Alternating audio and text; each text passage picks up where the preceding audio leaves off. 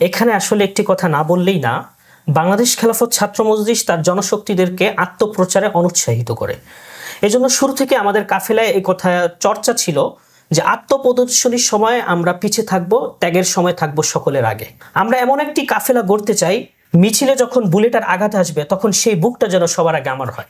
আমরা এমন একটি কাফেলা গড়তে চাই যারা ত্যাগের সময়, শাহাদাতের সময়, ঝুঁকির সময় সামনের কাতারে থাকবে, কিন্তু যখন ক্যামেরার ক্লিকবাজি চলবে তখন তাদেরকে খুঁজেও পাওয়া যাবে না।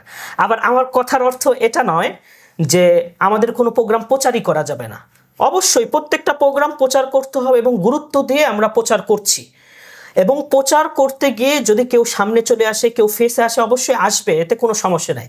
কিন্তু সমস্যাটা হলো এই প্রচারের জন্য, নিজে ফেসে আসার জন্য, সামনে আসার জন্য, আত্মপ্রদর্শনীর জন্য প্রত্যেকটা প্রোগ্রাম ম্যানেজ করা, প্রত্যেকটা প্রোগ্রামগুলোতে পার্টিসিপেট করা এবং সেই প্রোগ্রামগুলোতে আত্মপ্রদর্শনীর জন্য হুমড়ি খেয়ে পড়া, এটা অবশ্যই দূষণীয়।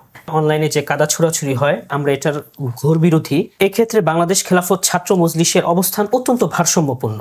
বাংলাদেশ খেলাফত ছাত্র মজলিস তার জনশক্তির ফেসবুক অ্যাক্টিভিটি এবং অনলাইন সোশ্যাল অ্যাক্টিভিটি এটাকে খুব ভালোভাবে নিয়ন্ত্রণ করে।